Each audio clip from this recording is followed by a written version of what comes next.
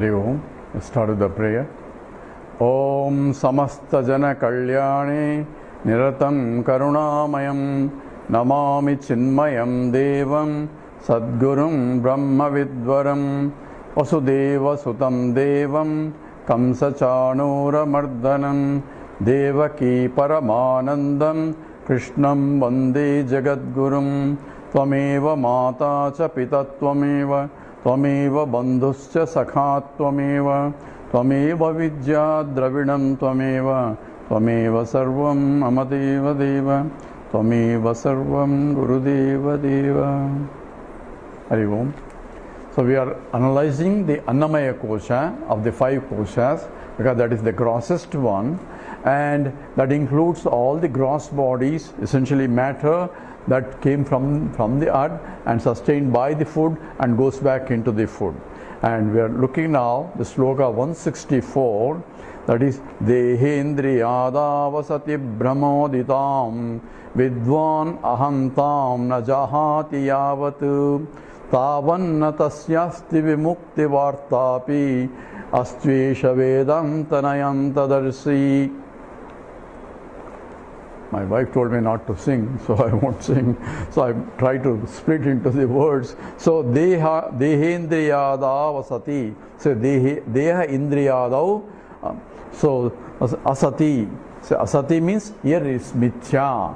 So therefore asat is here used not non-existent, but it is existing enough for me to experience. At the same time, it is not eternally present. Therefore, it is impermanent.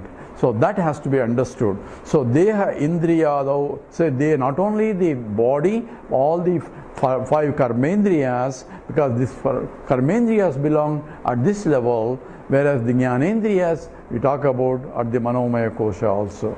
So therefore deha indriyadav was asati. So brahmoditam, it says it's born from Brahma uditam, it's born out of Brahma. So what is Brahma? Brahma means delusion. The body is born out of delusion. So what is a delusion? So delusion is taking the illusion as real. So you have to be careful what is an illusion and what is a delusion. Illusion is actually the plurality.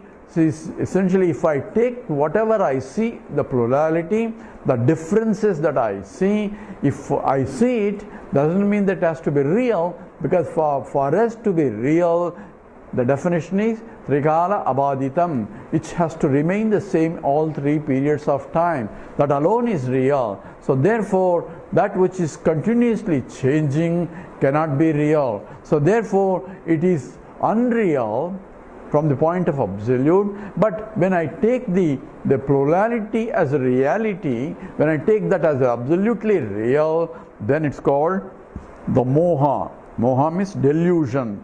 And due to Brahma, Brahma is mistaking something other than what it is. That's called Brahma.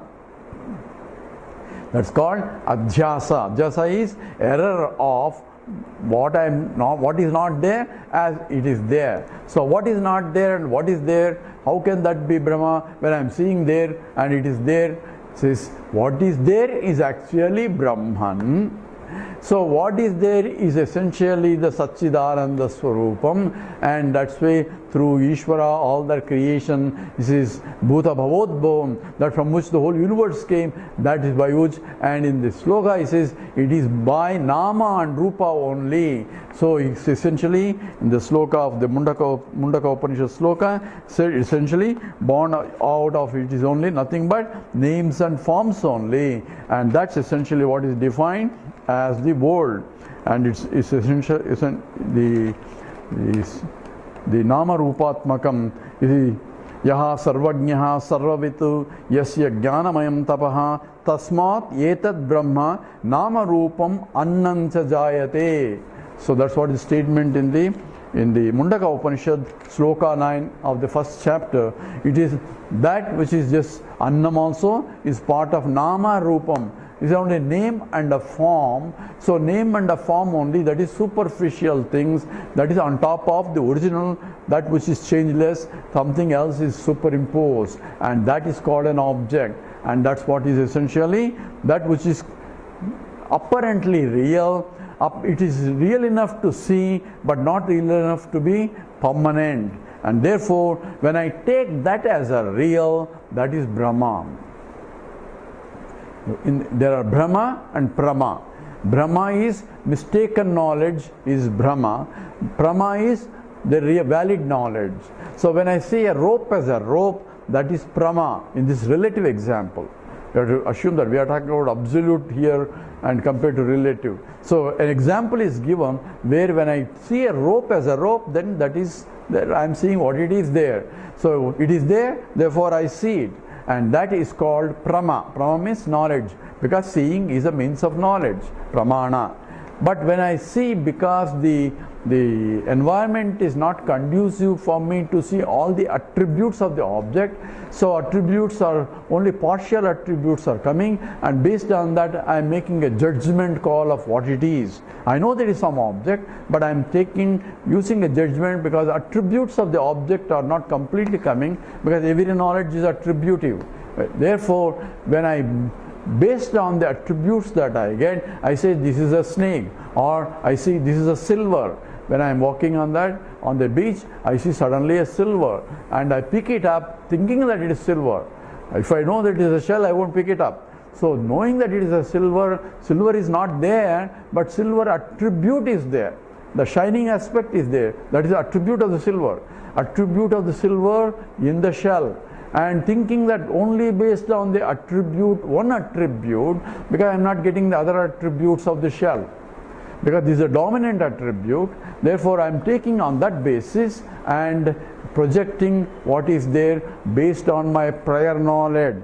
So atasmin tad buddhihi, projecting something other than from my memory here based on the similarity, sadrusyam. Sadrushya means similarity in terms of attributive content of what I see and what I am bringing in. Therefore, I say it is a silver, or I say it is a snake. And that is as though it will be like a prama, as though it is a real knowledge until I inquire further. So, to know whether it is a prama or a brahma, further inquiry is required. So without the further inquiry, based on the direct perception or direct, I say it is real because I am transacting. Is it really just because you are transacting is really real? Yes, it is real. And that's why many acharyas say the world is real. Why do you say it's not real? How do you transact unreal world? It's not illusion, it's not your dream, you are not projecting and seeing it. It is God's creation, therefore it's real. All these statements are given because I am experiencing based on attributive knowledge. But what is real is, once you understand it, that which remains the same all periods of time alone is real, and there is that order of reality of the highest according to the Vedanta, and that which I cannot perceive. So anything that is perceived is only is the temporarily reality, but taking that as a really real is called Brahma. Taking the snake where it is rope is only Brahma. It becomes a Brahma once I have clear understanding that it is not really a snake and a rope. What happened to the snake? Oh, I mistook it. That's what we say. The mistaken knowledge is called Brahma. The correct knowledge is called Prama. So how do you know this whole is... I can live in the whole world without knowing Vedanta and taking the world as real. And that's what I've been doing life after life after life, and that's what is called Brahma. Therefore, I am taking a birth because of the vasanas and because of the previous vasanas, and that's propelling me to take again the body, and taking that again it's real. I need a real education to know that this is not really real, it's only transactionally real, and that is essentially is the real Prama, and for that the regular pramanas will not be valid, because now we are talking about that which is essentially beyond the realm of objective tools, and therefore I have to use a Vedanta pramana which analyzes both the subject and the object and points in the direction that is what is to be known. Therefore here the Shankara says in the Viveka Chudamani, Dehendriyadau, this asati, it is mithya. It's a brahmod uditam. It is uditam. It is born of delusion. It's not born, it's born of delusion because I am taking this world as a real and performing the action, and whenever I perform the action taking that I am this and so on, that's called the kartrutva bhavam is there. Doership is notion is there because I am a doer. When I am, how do I am a doer? I am identifying with the body and the karmendriyas as these are mine and I am this. Therefore, when I perform an action with that attitude, then the results belong to me, and that's what is called the vasanas, and therefore the vasanas are due to the Brahma only, and therefore it is born out of vasanas, therefore it is called Brahma Uditam. Brahma Uditam, it's born of Brahma. It says, Vidwan Ahantam Najahati Yavatu. So he may be a Vidwan, he may be a PhD in many courses, he may be a highly intelligent person, and he may be knowing everything else, or